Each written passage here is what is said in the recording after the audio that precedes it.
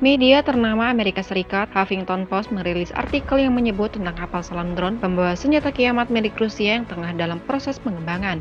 Mengutip sebuah dokumen yang seharusnya belum dirilis dari US Nuclear Posture Review, Kementerian Pertahanan AS, HuffPost menulis bahwa alutsista teranyar itu merupakan sebuah peringatan yang sengaja ditunjukkan kepada Amerika Serikat dan negara-negara barat lainnya. Dari dokumen tersebut, diketahui bahwa drone Rusia itu dikenal secara resmi dengan Ocean Multipurpose System status 6. Kapal selam drone peluncur rudal nuklir tersebut memiliki jarak tempuh hingga maksimal 10.000 km, dapat menyelam sejauh 1 km di bawah permukaan laut, dan bisa mencapai kecepatan maksimal hingga 103 km per jam. Alutsista itu juga mampu membawa hulu ledak nuklir sebesar 100 megaton. Seperti dikutip dari BCC, alutsista itu dirancang untuk mampu menghancurkan instalasi ekonomi penting musuh di wilayah pesisir dan menyebabkan kerusakan fatal di teritori musuh, dengan menciptakan area kontaminasi radioaktif yang luas, sehingga tak lagi dapat digunakan untuk militer, ekonomi, ataupun aktivitas lainnya untuk waktu yang lama. Namun, bukan hanya OMS status 6 saja yang menjadi senjata mematikan andalan Rusia dari berbagai macam. Berikut ini contoh senjata Rusia lainnya yang diyakini mampu cetuskan kiamat di dunia. Satan II.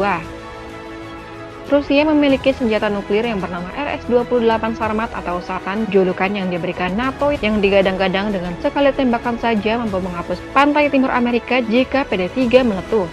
Rusia diyakini juga memiliki 55 senjata yang siaga, namun para ahli mengingatkan cukup hanya dengan 5 diantaranya saja sudah bisa membuat pantai timur Amerika hancur lebur.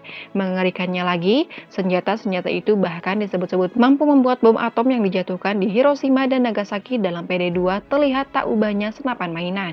Mantan asisten sekretaris Kementerian Keuangan untuk Kebijakan Ekonomi, Paul Craig Roberts, memprediksikan secara gamblang tentang serangan apokaliptik Rusia terhadap Amerika Serikat.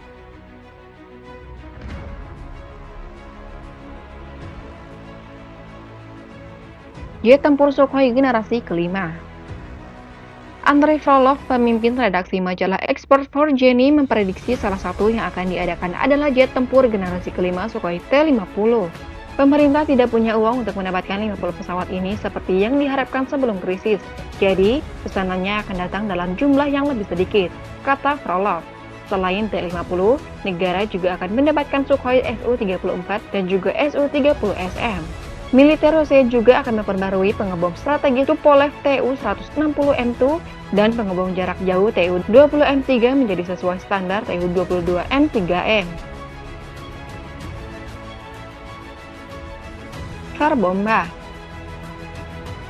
Pada 30 Oktober 1961, Uni Soviet melakukan uji coba peledakan bom paling kuat dan punya tenaga penghancur nomor wahid. Bom itu resminya bernama RDS-220. Namun pihak barat menjulukinya Tsar Bomba, raja atau kaisar dari segala bom.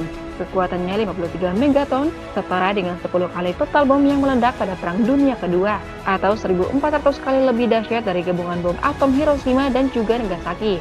Jika diledakkan di daratan, negara pun bisa hancur karenanya. Senjata berkode VAN-nya itu adalah senjata nuklir paling kuat yang pernah diledakkan. Pada pukul 11.31 waktu setempat, bahkan peledak itu dijatuhkan dari kapal terbang yang langsung bergegas menjauhi lokasi. Pilotnya hanya punya 188 detik untuk lolos dari efek ledakan bom tersebut. Sesaat setelah meledak, awan jamur menggembul setinggi 64 km. Ionisasi dari ledakan menyebabkan gangguan radio komunikasi selama berjam-jam. Semua bangunan di desa Servani, baik terbuat dari kayu ataupun bata yang terletak pada 55 km dari lokasi uji coba ikut hancur. Getaran dari uji coba bom ini terasa hingga 1000 km dari lokasi peledakan. Badan Seismologi Swedia mengonfirmasi getaran di wilayah mereka berasal dari uji coba bom nuklir Tsar Bomba. Bom juga mengakibatkan getaran kaca dan ada yang pecah hingga radius 900 km, mencapai Norwegia dan juga Finlandia.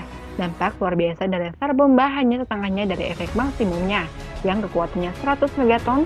Untung senjata itu tak sempat digunakan dalam perang. Jika sebaliknya yang terjadi, niscaya yang terjadi adalah bencana.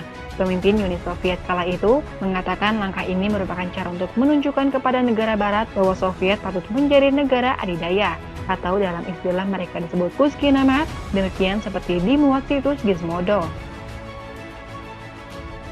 Kapal selam terbang. Ahli mesin Uni Soviet Boris Ushakov mengembangkan sebuah cetak biru untuk pesawat 3 mesin. Guna dari salah satu mesin itu adalah penutup lambung luar kapal, sehingga menyebabkan pesawat tersebut tidak cuma bisa terbang namun juga menyelam. Kapal selam terbang itu juga dilengkapi 2 buah torpedo yang dipersiapkan menjadi senjata ampuh untuk melawan musuh. Proyek ini sempat terhenti pada tahun 1939, namun pada tahun 1943, atas perintah Dinas Rahasia Uni Soviet, proyek ini dilanjutkan. Prototip pertamanya diluncurkan pada 1947. Proyek ambisius tersebut dihentikan bertepatan dengan berakhirnya Perang Dunia I. Saat itu, Soviet beralasan mereka ingin mengembangkan penelitian ke sektor lain. Sekian video kita kali ini. Jika kalian suka, silahkan share sebanyak-banyaknya, like dan juga subscribe channel Sigiar TV agar mendapatkan video terbaru dari Sigiar TV. Salam Sigiar TV.